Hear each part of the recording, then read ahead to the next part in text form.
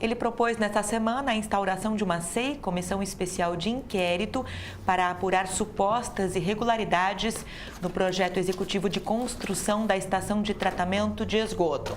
Nosso convidado hoje aqui no programa Fala Câmara Entrevista pela TV Câmara Bauru é o vereador Coronel Meira, do PSB, também vice-presidente da Casa de Leis Bauruense.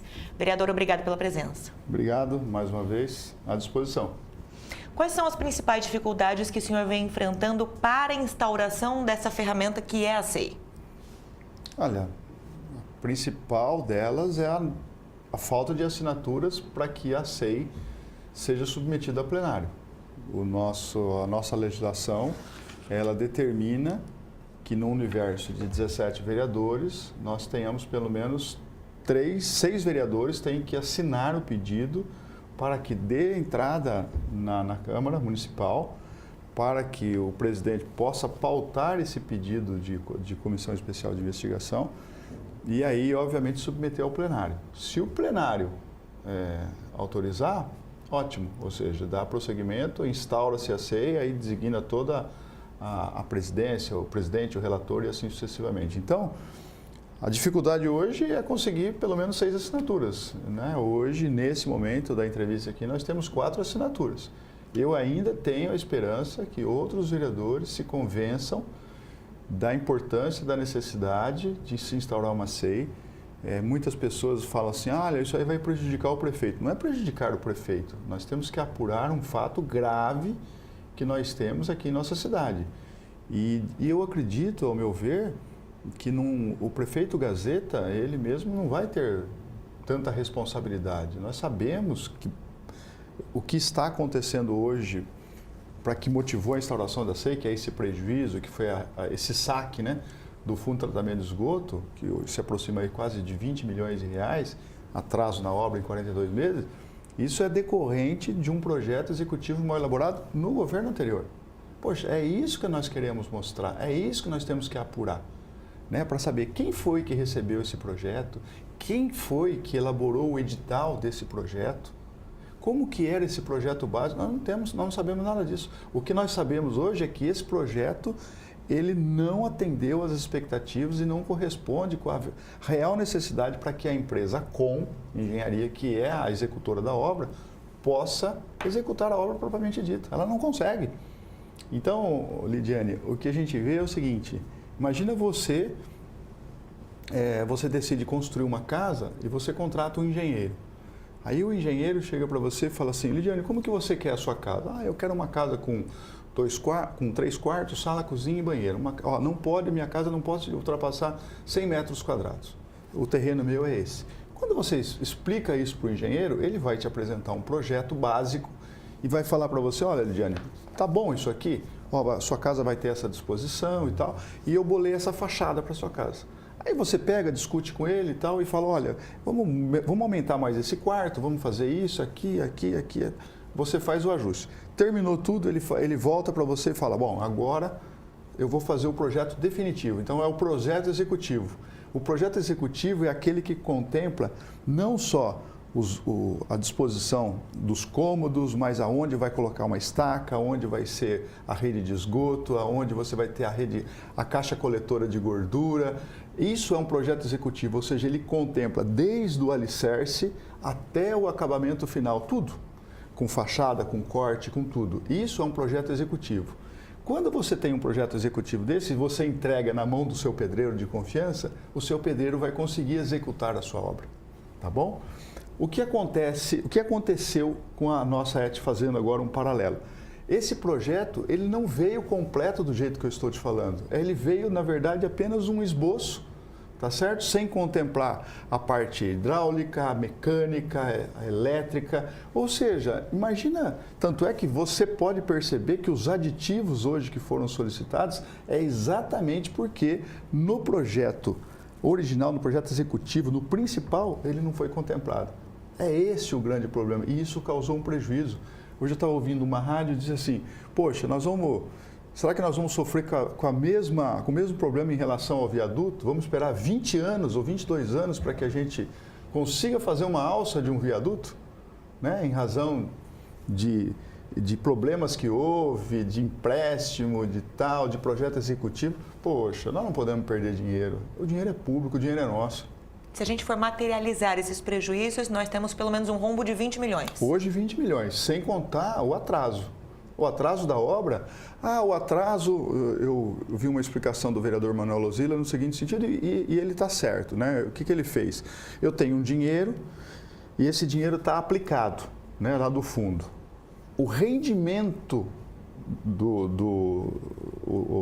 a correção monetária desse dinheiro, ela é superior ao reajuste natural do contrato que isso acontece. Então, tem um ganho, nós não perdemos aí. Agora, não é só esse o problema, né? O problema é maior, porque nós temos os 20 milhões. Agora é o seguinte, são 42 meses de atraso. Quantos milhões de litros de esgotos nós continuamos colocando na... São os prejuízos ambientais. Aí eu tenho prejuízo ambiental. Então, esse prejuízo hoje não é mensurado. Então, nós temos prejuízos, assim, bastante significativos. Mas, se você for falar assim, bom, prejuízo financeiro, quanto que eu saquei lá do fundo de tratamento de esgoto? São 15 milhões e 600 mil de aditivos. E agora o prefeito contratou, e de forma prudente, ele está certo, ele contratou uma fundação, que é a FIPAI, que é uma fundação lá ligada à USP de São Carlos, e essa fundação, ela vai, na verdade, corrigir o projeto executivo, por um preço de 2 milhões e 900 mil. Então, se você somar os 15 milhões e 600 com mais 2.900, nós vamos nos aproximar de 20 milhões de reais. Agora, vereadora, aproveitando que estamos falando em prejuízos, a Coab apresentou sua prestação de contas aqui na Câmara de Bauru e ela mostrou números que apontam para um déficit de 30 milhões de reais só em 2018. A gente sabe que ainda não é possível conduzir um processo de extinção da companhia, até porque existem muitos contratos em vigência, mas o senhor é um dos vereadores que aponta para a necessidade de enxugamento dos gastos com quadro de pessoal. É possível? Essa é a melhor saída? Ela garante, de fato, uma economia nas contas da Coab? Olha, não é a única saída, a melhor saída. Ela tem que ser, ela é também uma alternativa. Uhum. Então, eu entendo o seguinte, nós temos hoje um quadro, no início do mandato aqui nós tínhamos 115 funcionários da Coab, e hoje a Coab conta com 85. Então, nós tivemos uma redução de 30. Esses 30 funcionários impactou, assim, significativamente? Ainda não. Nós temos uma outra coisa a se pensar. Como que é o trabalho da Coab? Qual é a fonte de receita da Coab? A fonte de receita principal da Coab são os contratos que ela administra. Para que as pessoas possam entender, é mais ou menos assim. A Lidiane, vou dar exemplo para você novamente, tá bom, Lidiane? A Lidiane comprou uma casa e o intermediário dessa compra dessa casa, pelo financiamento da Caixa Econômica Federal, foi a Coab. Aí, a sua prestação, Lidiane, é R$500 por mês, tá bom? Então, a Coab, como ela é intermediária desse contrato, ela emite um boleto para você de R$500 e você tem que pagar os R$500 numa agência bancária e tudo mais. Quando você paga os R$500, a Coab, ela cobra por esses R$500 que você pagou, 4%. Então, 4% desses R$500 é a fonte de receita da Coab. Então, essa é a principal fonte de receita, ou seja, aqueles 8.200 contratos iguais ao seu, a Coab ela tira 4% para poder fazer a sua receita. Só que esse valor, hoje, já demonstrou na contabilidade, na prestação de contas da Coab, que isso não está sendo suficiente para pagar a conta de pessoal, o custeio da Coab e assim sucessivamente. Tanto é que esse ano, agora de 2018, o último ano, já fechou em 30 milhões de prejuízo. O ano passado fechou em 32 milhões de prejuízo. Por quê? Porque eu tenho uma receita X e eu tenho uma despesa Y. A despesa maior que a receita é prejuízo. Uma coisa que eu estava conversando ontem, e já vou falar de primeira mão, já vou antecipar o que eu vou fazer, que é o seguinte: eu vou pedir agora uma prestação de contas da Coab, não assim uma prestação contábil. Então eu quero saber o seguinte: eu quero que a Coab me discrimine mensalmente qual a origem da receita dela. Ó, eu tive isso, então, por exemplo, os 4%, eu tenho aluguel, porque a Coab às vezes tem imóvel que é alugado e tal, tenho isso e tal. Eu recuperei aqui um crédito em tal lugar, muito bem.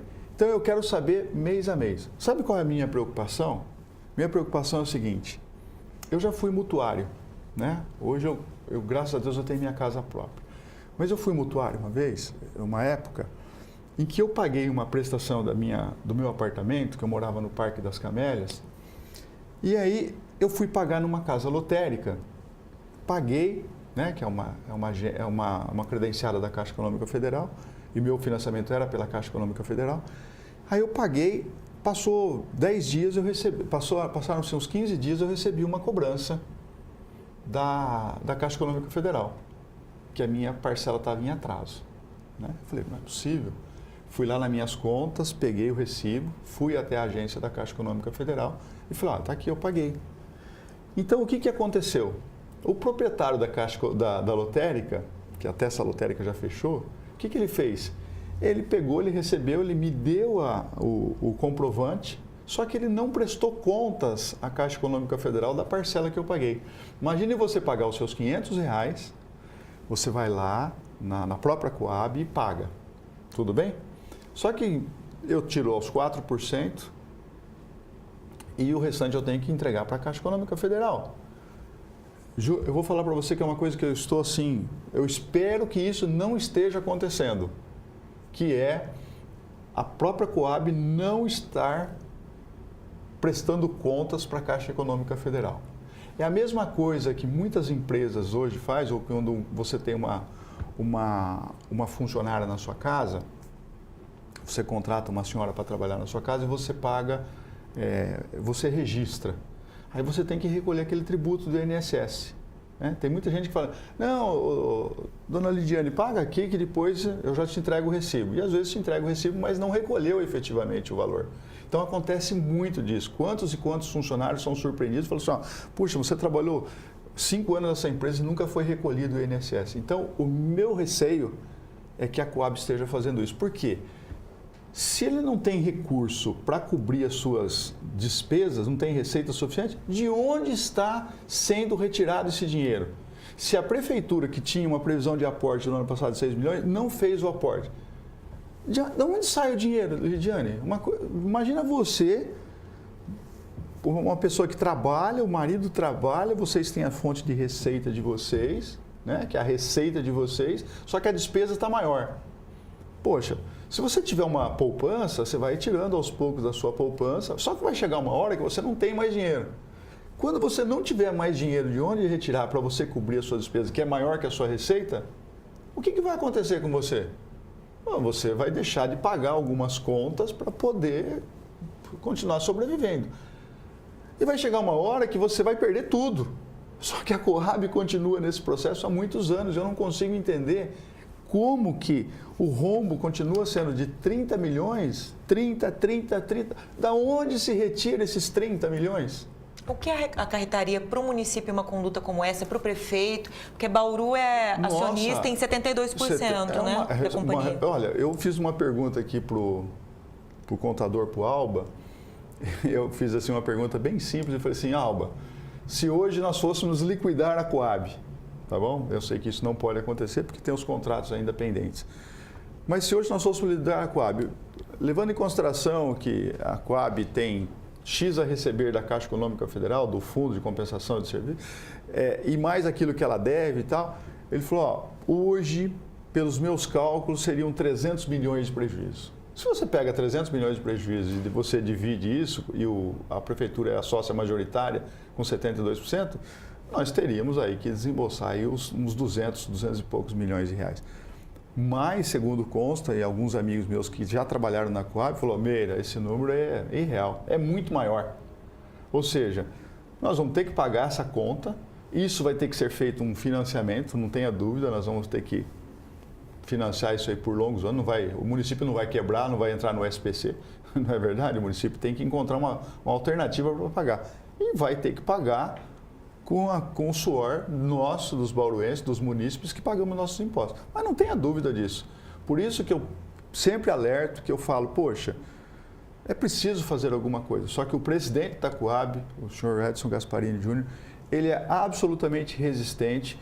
Ele consegue convencer o prefeito, consegue convencer vários colegas aqui da casa de que a companhia vai voltar a construir, que o problema não foi feito por ele. Peraí, eu não estou falando que foi ele que causou o problema. Eu estou dizendo que a forma de gestão dele hoje, ao meu ver, e ele é resistente à mudança, é resistente às demissões, é resistente a esse enxugamento da folha, não muda. Tem que ter mudança. Ele está há 14 anos no cargo. Poxa, ele não é um servidor concursado que está lá e que ninguém pode mexer.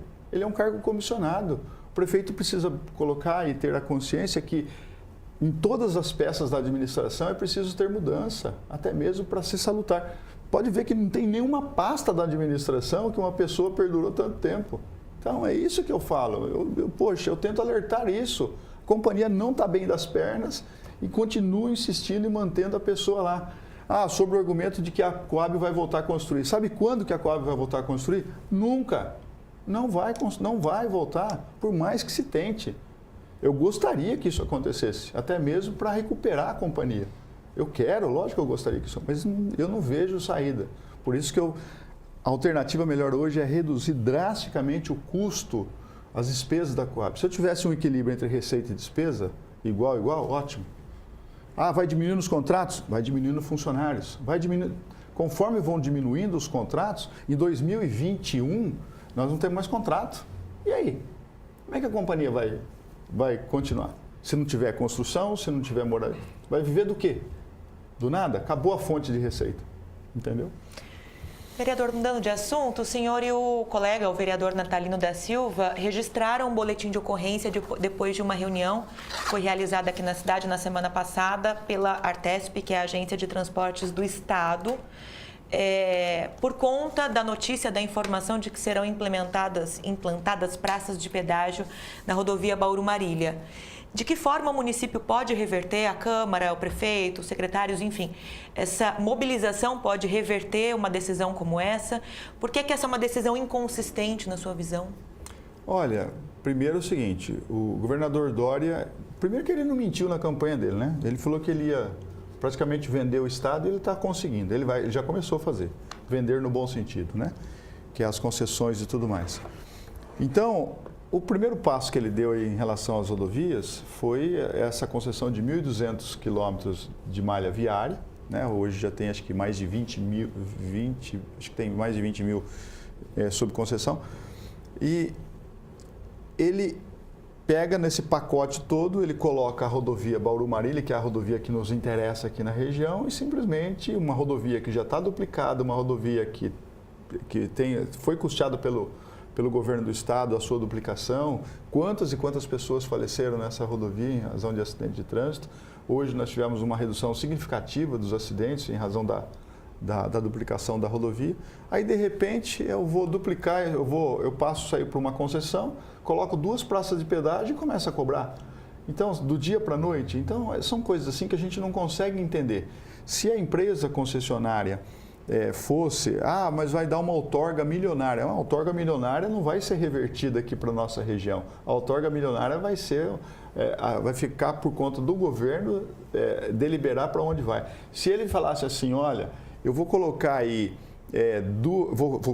vou dar uma concessão da rodovia Bauru-Marília, mas por outro lado eu vou dar uma contrapartida que eu vou aumentar os leitos dos hospitais em Bauru, que nós perdemos mais de 300 leitos em 10 anos, tudo bem. Aí nós aqui da região, Bauru, Marília, estamos recebendo nessa concessão, essa outorga milionária que o Estado, ou bilionária que o Estado vai receber, nós estamos sendo contemplados diretamente com isso. Mas não, simplesmente o que vai ser retribuído, vamos fazer um trevo aqui, nós vamos fazer uma ponte aqui, eu acho assim que falta clareza nesse processo de concessão. E aí vem para uma audiência pública os diretores da Artesp, uma audiência em que, primeiro, planejaram muito mal, né, porque fizeram num local bastante acanhado, já não contando com a presença, porque normalmente a população não participa disso, mas dessa vez houve pelas redes sociais, houve, na verdade, uma atração para para essa audiência e vieram políticos e representantes de várias cidades. Não foi, o espaço não foi suficiente para acomodar as pessoas, ou seja, tiveram que mudar de salão na hora lá. E a audiência pública, que é algo em que você tem oportunidade de discutir, dialogar, de debater, ela não foi possível fazer dessa forma. Ou seja, era uma audiência em que você tinha que ouvir os diretores da Artesp, aí colocaram lá vídeo institucional da Artesp, entendeu? Encheram lá, no bom sentido, encheram linguiça lá e de repente fizeram uma exposição que o nosso modelo de concessão é uma referência mundial, que é isso e aquilo e tal, e que vão ser concessionados 1.200 quilômetros aqui nessa região, vai contemplar essa e essa área. Só isso. Aí, quando abria a oportunidade para se falar, não se fala, porque estava no regramento da audiência, que as perguntas deveriam ser feitas por escrito. Muitas pessoas fizeram as perguntas, os prefeitos, vereadores, deputados que lá se faziam presente. Nós tínhamos 3 deputados lá, o capitão Augusto, o Rodrigo Agostinho e o Vinícius Camarinha. E eles também questionaram. E aí, na hora que foram apresentar as respostas, demoraram mais de 2 horas, praticamente 70% das pessoas já tinham ido embora. As respostas eram sempre as mesmas. Vamos estudar essa possibilidade, vamos mais ou menos assim. Ou seja, uma resposta padrão sem qualquer fundamento. Então, na verdade, nós nos sentimos assim ofendidos. Eu me senti muito ofendido com essa postura do Estado, né? Essa falta de clareza e transparência nessa audiência, né? E também pelo fato de impossibilitar o diálogo e a discussão aberta com os presentes. Ou seja, em razão disso, o deputado Vinícius Camarinha, junto com eu, mais o vereador Natalino, mais o Jesus e mais uma arquiteta e mais uma outra pessoa da comunidade, decidimos elaborar um boletim de ocorrência até mesmo para preservar esse direito. E isso deu o resultado que o deputado Vinícius Camarinha foi ao Ministério Público em Marília, e o Ministério Público, por sua vez, determinou a realização de uma nova audiência pública que vai ser, acho que é hoje à noite, em Marília, tá certo? Às 20 horas, acho que é hoje à noite, em Marília, para que a Artesp venha mostrar e apresentar para a população de Marília e região o que o Estado pretende fazer com essa concessão. Então, eu entendo assim, é uma tremenda falta de respeito para nós, moradores do interior, e isso vai encarecer ainda mais o nosso transporte aqui. Se você pensar como bauruense aqui, a única rodovia que nós não temos pedágio vai ser a Bauru-Iacanga.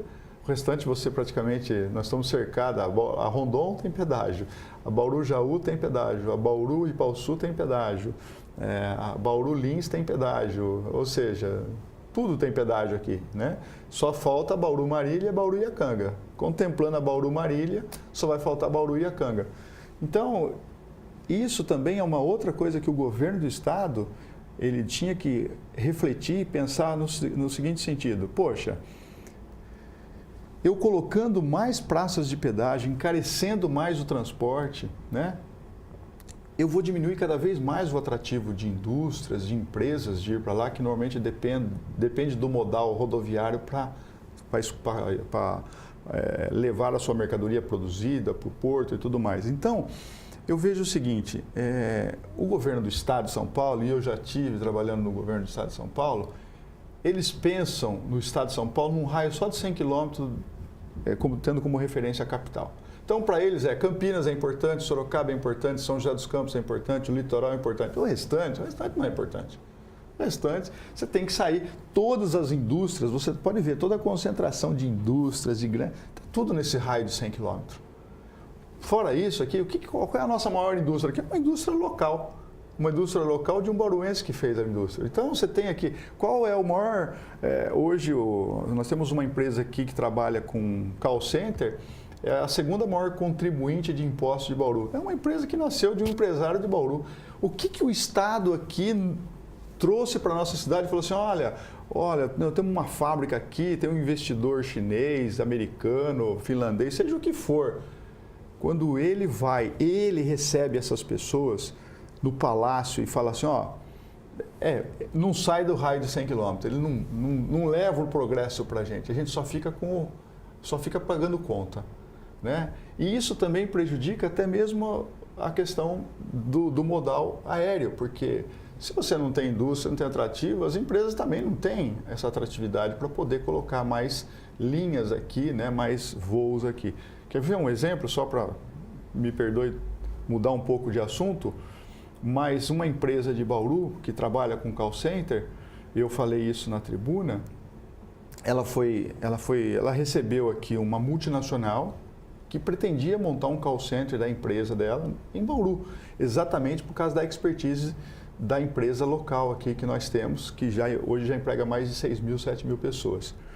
E a empresa veio, gostou da estrutura, viu que realmente aqui tinha um campo bastante fértil para isso. Isso proporcionaria mais ou menos 1.100 vagas, 1.000 postos de trabalho aqui em Bauru. Aí eles fizeram uma análise em Bauru e fizeram em outras cidades do mesmo porte. Bauru ficou em segundo lugar, ou seja, Bauru perdeu essa oportunidade de colocar o call center. Perdemos, sabe para quem? Para Londrina. Sabe qual o motivo principal? A inexistência de voos, de mais horários de voo entre Bauru e São Paulo ou Bauru e Campinas. Acabou. Campinas, só para você ter uma ideia, em Londrina tem 29 voos diários, nós temos 2.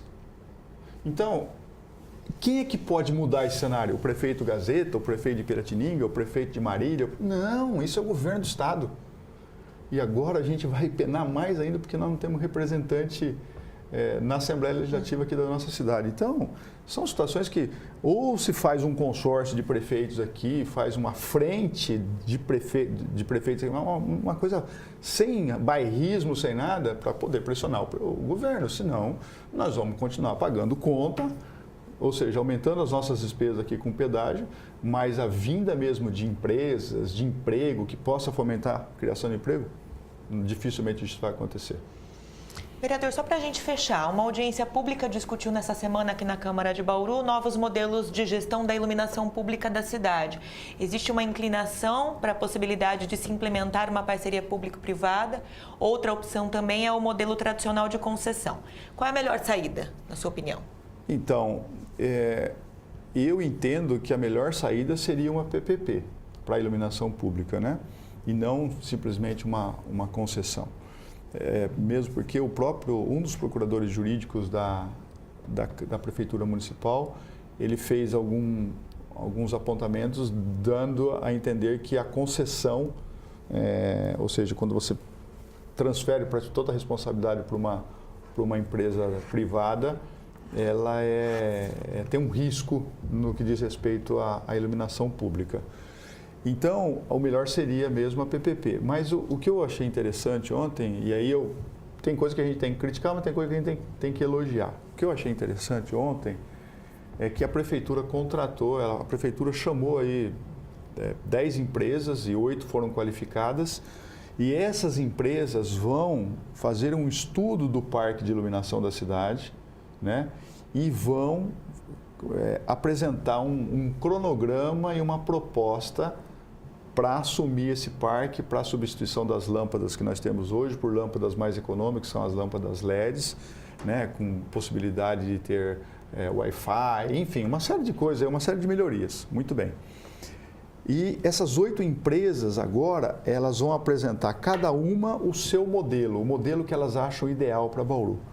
E aí a Prefeitura também contratou uma empresa, por meio de licitação, uma empresa mineira, e ontem os representantes dessa empresa estiveram aqui, e eles vão estudar as 8 propostas e vão elaborar ao final um relatório para o prefeito que vai subsidiar a decisão do prefeito. Ou seja, essa empresa vai apontar, prefeito, o melhor modelo é dessa empresa aqui somado com mais essa, então ele vai pegar os 8 projetos e vai tentar transformar num único, entendeu? Para fazer um modelo que eles entendem como ideal. E a melhor forma é a PPP ou a melhor forma é a concessão. Pelo que os técnicos ontem apontaram aqui, já deu a entender que a melhor maneira é a PPP. Aí a PPP, nós temos, na parceria público-privada, nós temos que pensar no seguinte: Nós temos uma receita, nós trabalhamos com uma receita da ordem de 1 bilhão e 400. Quanto que é a receita corrente líquida? Ou seja, com quanto que de fato eu tenho ali? Porque os outros 400 milhões, na verdade, é dinheiro que vem daqui e já está carimbado aqui. Ou seja, na verdade, você não tem possibilidade de usar. O que o prefeito pode trabalhar no município? Ele trabalha com 1 bilhão. Aí a PPP, ela pode ser no máximo 5% dessa receita corrente líquida. 5% de 1 bilhão é 50 milhões. Então, eu não posso ultrapassar os 50 milhões. Entendeu? Então, eu entendo que se a iluminação pública sair na frente do lixo, que o prefeito também já falou em PPP de lixo, a PPP da iluminação, ela já vai, na verdade, absorver esse montante. Então, o que se espera desse estudo e dessa implementação disso é o seguinte, resumindo, nós queremos ruas bem iluminadas, que na verdade a cidade hoje é muito escura, e isso tem uma relação direta com a insegurança pública, com segurança pública, né? Porque a iluminação ela é fundamental. Nós vamos ter uma economia na iluminação pública. Hoje nós gastamos em torno de 1 milhão e 300, 1 milhão e 400. Se você substituir por lâmpadas LED, isso pode cair para 300, 400 mil reais. Então, tudo isso é ganho para o município. Eu entendo que o principal ganho é na questão da segurança, porque eu trabalhei por 34 anos na Polícia Militar e quando você tem uma praça bem iluminada, quando você tem uma rua bem iluminada, os indicadores de crime caem consideravelmente. Então, isso é uma coisa que você pode fazer um teste em qualquer lugar. E eu, conversando com uma empresa que assumiu o parque de iluminação em Rio Claro, eles me disseram, na época, quando eu fui conhecer como é que eles assumiram a gestão da iluminação pública na cidade, é uma coisa interessante. Então, eles foram fazendo por setores. Então, determinados setores escolheram uma área e falaram assim, bom, vamos iluminar isso aqui com lâmpada LED, ou seja, a luminosidade, que é o lumens, né, vai aumentar consideravelmente. Depois que isso aconteceu, os indicadores criminais caíram. Ou seja, então tem uma relação direta com a redução de indicadores e também com a sensação de segurança. O que é a sensação de segurança?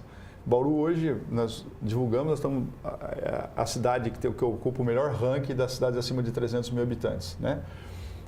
Foi publicado aí pelo IPEA e tudo mais. Aí, o problema não é os indicadores, o problema é o seguinte, é a sensação de segurança. Então, a cidadã Lidiane tem coragem de atravessar a Praça Rio Barbosa 11 horas da noite sozinha? Se você falar para mim que tenho, parabéns, Lidiane, mas a maioria das pessoas vão dizer que não tem. E qual é o grande problema? Praça mal iluminada, praça suja, praça mal cuidada. Exatamente. Então, o ambiente ali já é difícil. Se você tiver uma praça bem iluminada, com tudo organizado, com lixeira, com isso, aquilo, os vendedores ali, os autônomos, os ambulantes, trabalhando corretamente com as suas barracas. Poxa, você passa tranquilamente ali, Lidiane, você não tem problema. Vai no terminal rodoviário, vamos no terminal rodoviário. Então aqui eu frequentemente vou ao terminal rodoviário, porque a minha filha utiliza muito ônibus, e eu vou lá. Poxa, você vai lá, o estacionamento é um breu aquilo ali, né? Aí você vai ali ao lado da cabine onde você entrega lá o controle de acesso, você tem ali normalmente residindo ali, entre aspas, mais ou menos 20 pessoas. Usuários de droga, consumidores de álcool. Poxa, uma mulher, um filho, tem segurança e tem garantia que... Não dá, ele tem uma sensação de segurança. E qual é o principal fator? Iluminação. Então, eu vejo que a iluminação é de fundamental importância. Por isso que essa apresentação aqui, esse estudo, que eu espero, pelo menos eu vi assim um estudo bastante consolidado dessa vez, sabe? Uma maturidade nesse estudo da iluminação pública. Eu já ouvi também críticas que muitas pessoas falam, mas a CPFL tem a briga judicial e tal. Eu entendo que essa briga judicial hoje aí, que a CPFL transferiu a responsabilidade para os municípios, e Bauru ainda conseguiu se safar disso, Bauru vai perder. Eu acredito que ainda a decisão vai ser contrária à nossa, sabe? Porque o Supremo já tem decidido nesse sentido. Mas, de qualquer forma, a tentativa é válida. Uma coisa era certa, nós precisávamos equilibrar a conta. Nós não poderíamos fazer com que a Prefeitura desembolsasse mensalmente 400, 500, 600 mil reais para poder pagar a conta de iluminação pública. Então, o primeiro passo já foi dado, que foi o equilíbrio das contas, ou seja, hoje gasta-se tanto de iluminação pública e os consumidores, é rateado isso entre os consumidores. E o valor não é um valor absurdo, é coisa de quase 4, 5 reais e tem uma grande camada da população que não paga. Bom, a gente agradece aqui a presença no programa Fala Câmara Entrevista do vereador Coronel Meira, que também é vice-presidente da Câmara Municipal de Bauru, conversando conosco sobre os assuntos mais quentes aqui, os pronunciamentos na tribuna, temas de audiências públicas e comissões. Eu queria te agradecer pela presença, vereador. Obrigado, Lidiane, obrigado pela oportunidade. Nós agradecemos também a sua sintonia, lembrando que este programa, Fala Câmara Entrevista, vai ao ar pela TV Câmara Bauru, também em boletins na programação da Rádio Câmara Bauru, pelos 93,9 FM, e fica disponível na íntegra para você acessar na internet. Procure o canal TV Câmara Bauru no YouTube. Até a próxima.